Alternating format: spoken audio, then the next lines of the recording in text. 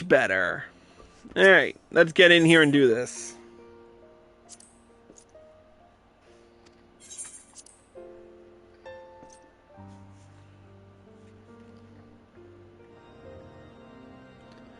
Welcome back to Cruisnick's Sanctuary, Final Fantasy XIV Endwalker, and the Magic DPS Roll Quest. Cruisnick X along with Arya Stormborn. Ew.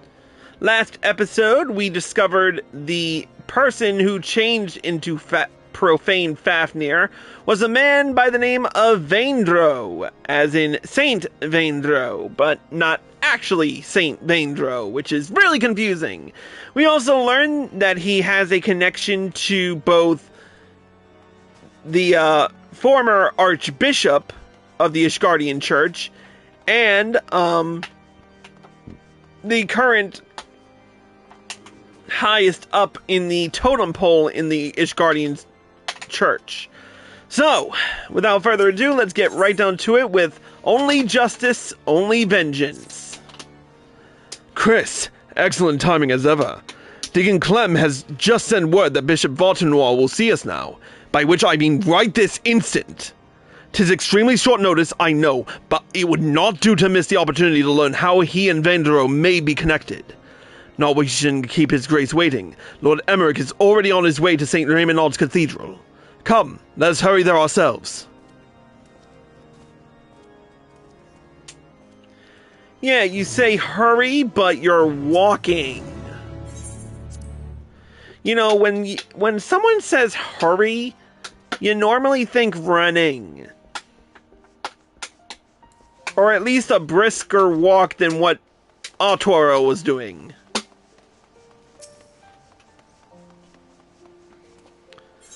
Alright.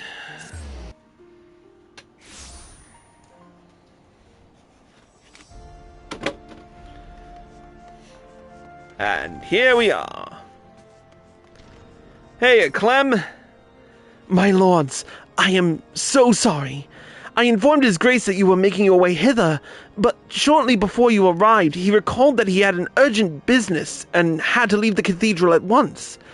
He cannot have yet gone far, though, so if you wish to search for him in the hopes you can still steal a moment of his time.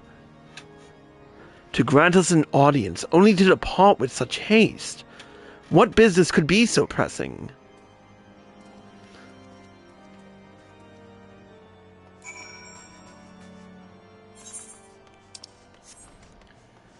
Great, I'm gonna have to search.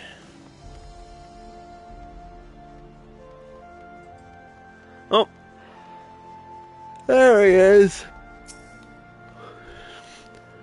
Well now, that even the savior of Ishgard should be here. Your grace, perhaps 'tis simply our misunderstanding, but we were under the impression that you had granted us an audience.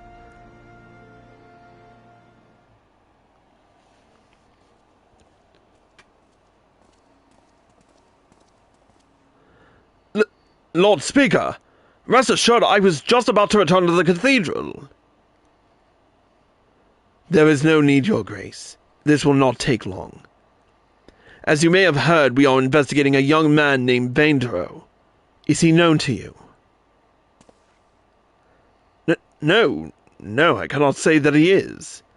With the exception of the former Archimandrite, I'm sure I know no one by that name. But mine and the archbishops are known to many, yes? Perhaps this youth took inspiration from public services over which we presided. Goodly so that he is. Full glad am I that his faith was of comfort to him in sickness, and I pray to Halone that he will soon be found in good health. Now then, if there was nothing else, I shall return to my duties. And time for a flashback, courtesy of the Echo. Or I should probably say courtesy of the fact that we are, you know,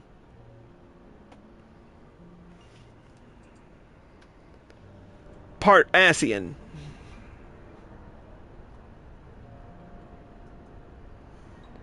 Fear not, your eminence.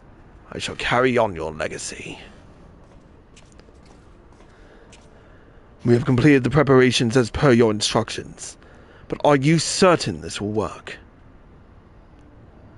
It will. It must. Lord Emmerich spoke the truth when he revealed the Archbishop sought primal powers to strengthen the people's faith. I could not bring myself to believe it. Not at first. But in the course of cataloguing His Eminence's personal articles, I came upon this journal. Therein he had written that, through abundant ether and fervent prayer, it is possible to make gods of men. All the power we require lies in this place. This Azis-La. By channeling the essential elements into the soulless flesh and sword we found.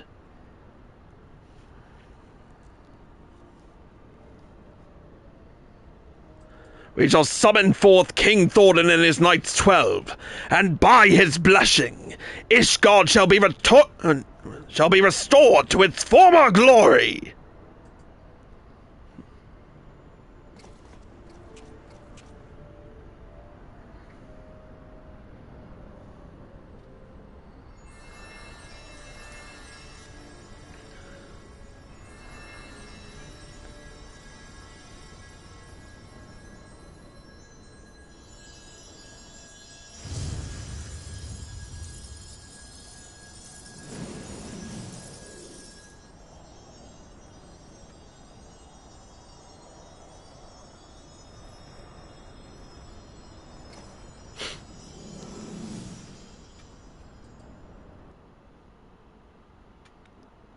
What the hell?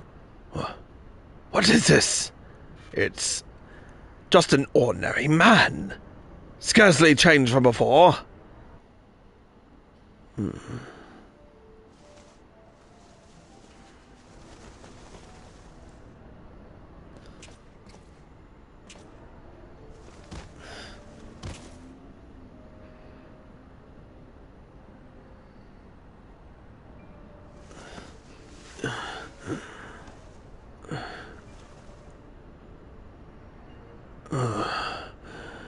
His Eminence, I must protect.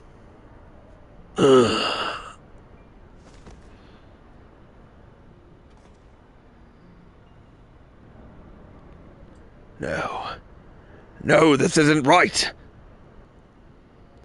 Confound it! Perhaps I overlooked something. I must return to the Holy See and review the journal. Your Grace, what shall we do with this thing? Leave it. 'Tis a failure without use or value. The denizens of this place will deal with it soon enough.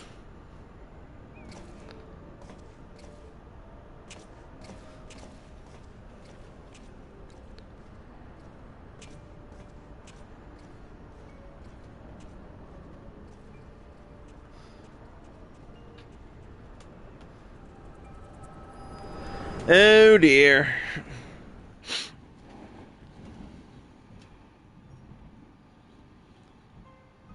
Chris, are you well? Were you perchance granted a vision of the past? Yep, and it told me all I needed to know. An attempted summoning of King Thordan and his Knights 12?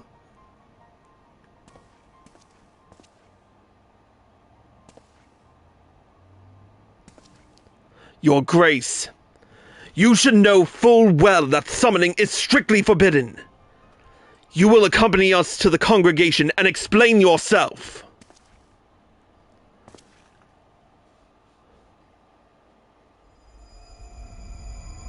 Oh great, here comes the evil part. I have dedicated my life to the church, conducted my affairs in accordance with the scriptures, and taught others to do likewise. But you took it all from us, tore down everything that defined us. You cannot know how it feels to have your very existence rejected, to be forsaken by your community, to be denied by your society. Well, I deny you and this justice. I deny an Ishgard. Oh. I refuse to accept it, do you hear me? I refuse to accept it! Well, shit.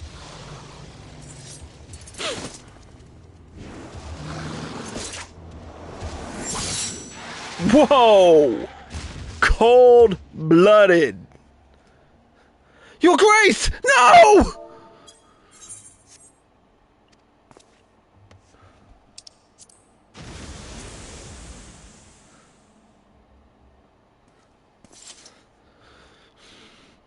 That it should come to violence yet again. Would that your hand had not been forced, my lord. Deacon Clem shall not be alone at this time. I shall remain with him while tending to the aftermath. When things have settled, I will return to the congregation. Pray, go on ahead and get some rest.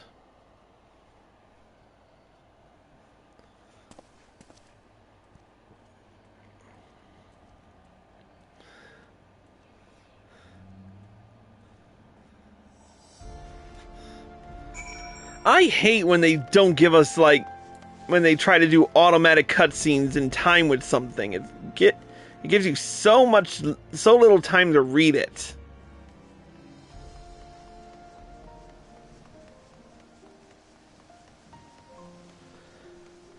Alright, where are we? Oh. I don't feel like running the rest of the way. Anyway, what did you say, sweetie? You're fucking scary doing this shit. How so? It's loud and gruff and you don't need to shout. Oh, hey, it's Sham!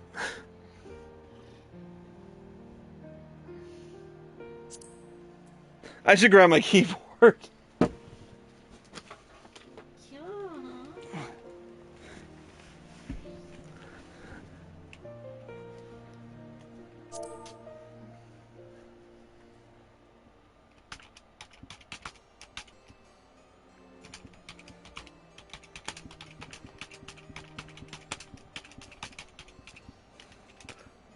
Oh, whoops.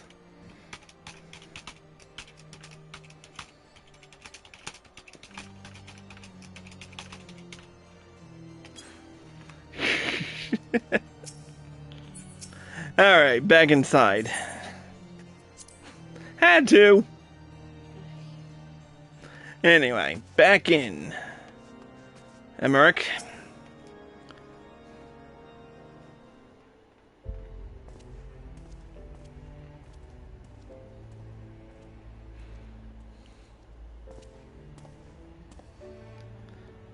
How fares the deacon? Well enough, given the circumstances. Though understandably shaken, he is more determined than ever to help his fellows. Truly, he is possessed of a stout heart. But to think that even a member of the Synod could succumb to despair in turn. The crisis gripping the church is far graver than I had imagined.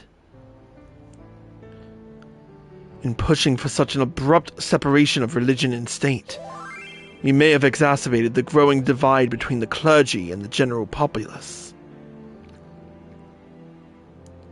Chris, will you recount in full that which you witnessed in your vision? I'll do what I can. So, this happened, and then that happened, and they were in Azizla, and something about reviving King Thornton and all that crap. That he should seek to use one of Allah's unholy abominations to create a primal. Yet that which manifested was not like the being you fought, but rather retained the form of a man, one driven by the desire to protect the Archbishop. We may safely assume the bishop did not have sufficient ether. Bereft of Nidhogg's eye, the sword of Ascalon no longer has such power. Nor does that of the warring triad remain to be harnessed, thanks to your valorous intervention. But if the summoning failed, how did the clone come to possess life? and what purpose drives it? Lack of ether notwithstanding, the necessary components were present for a summoning. Perhaps the ritual itself was a success, and the vessel, though imperfect, arose as a champion of the Archbishop. Yet how did he come to be in the Central Highlands? You believe that this clone and the man who became the blasphemy are one and the same? Nay, I merely speculate. Yet considering what we know of the clone and Vaindro, it would seem a likely possibility. Whatever the truth may be, it will not elude us forever. But first, I must lay some groundwork for the next phase of our investigation. God's permitting, I will have news to share ere long, so pray look in on us when you can.